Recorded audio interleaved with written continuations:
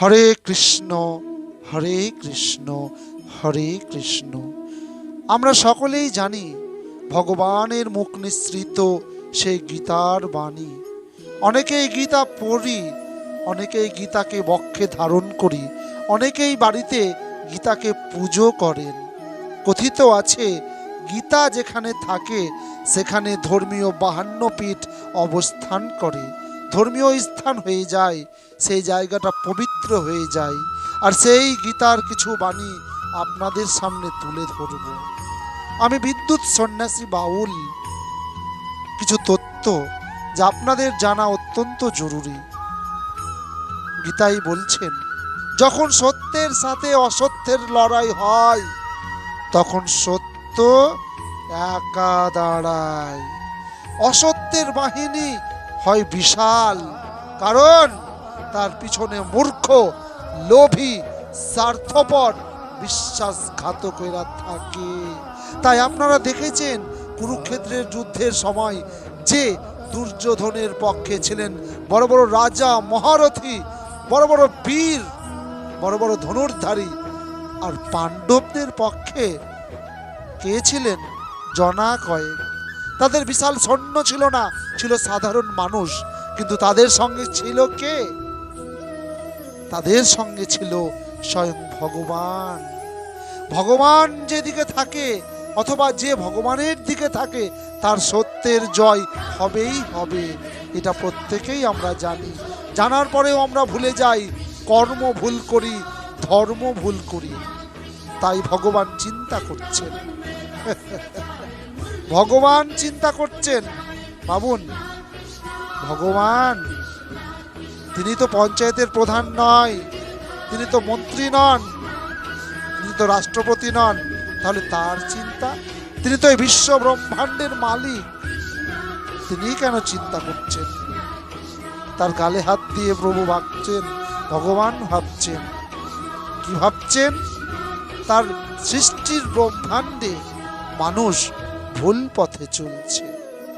তিনি চিন্তা করছেন, যেখানে মানুষ ধন্য, মানব জনম ধন্য, সেখানে মানুষ এত দুরাচার, এত কুলাঙ্গার, এত ভুল পথে গমন করে নিজেকে তিলে তিলে শেষ করছে।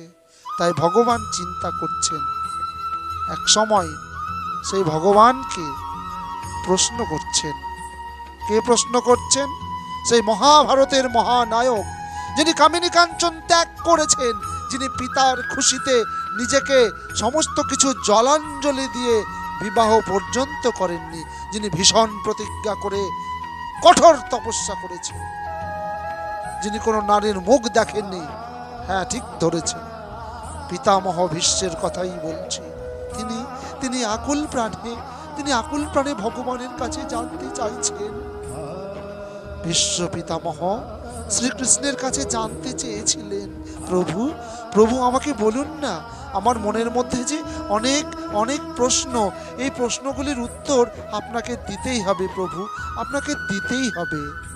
সেই ভীষ্মদেব, যিনি দেবব্রত নামে খ্যাত গঙ্গাপুত্র, ভগবানের কাছে প্রশ্ন রাখছেন, প্রভু আমার মনে বড় বাসনা জেগেছে, আমার জানার ইচ্ছে হয়েছে, আমার কয়েকটি প্রশ্নের উত্তর দিন প্রভু, আমি কৃতার্থ হব, আমি ধন্য হব।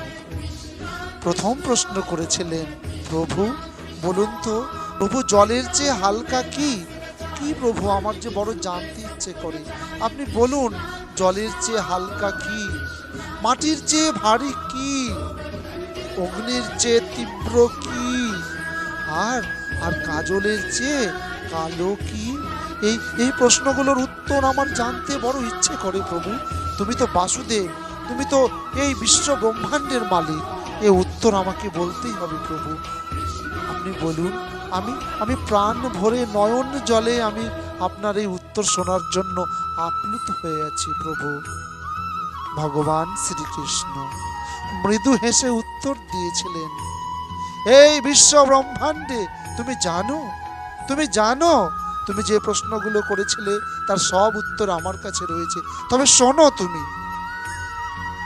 ভগবান হাসতে হাসতে বলছেন, জলের চেয়ে সবচেয়ে হালকা জ্ঞান, আর মাটির চেয়েও ভারী হলো পাপ, যে পাপ টেনে তোলা যায় না, সে পাপের তাকে প্রায়শ্চিত্ত করতেই হবে। আর অগ্নির চেয়ে তীব্র, অগ্নির চেয়ে তীব্র অর্থাৎ আগুনের চেয়ে তীব্র হলো অহংকার। যার অহংকার প্রচুর, সে আগুনের মতো জ্বলে পুড়ে ছারখার হয়ে ধ্বংস হয়ে যাবে।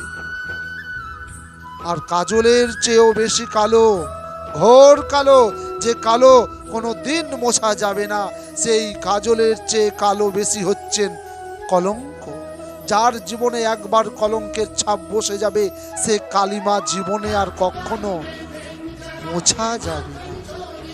প্রভু, প্রভু আমি ধন্য, ধন্য প্রভু, তোমার এই উত্তরের অপেক্ষায় আমি ছিলাম, আমি ধন্য হলাম প্রভু, ধন্য হলাম। রাধে রাধে, জয় রাধে। যদি ভিডিওটি ভালো লেগে থাকে, আপনারা এই বিদ্যুৎ সন্ন্যাসীর চ্যানেলটিকে সাবস্ক্রাইব করুন, লাইক কমেন্ট এবং শেয়ার করুন, এবং কেমন লাগলো কমেন্ট বক্সে আমাকে জানান। রাধে রাধে, জয় রাধে।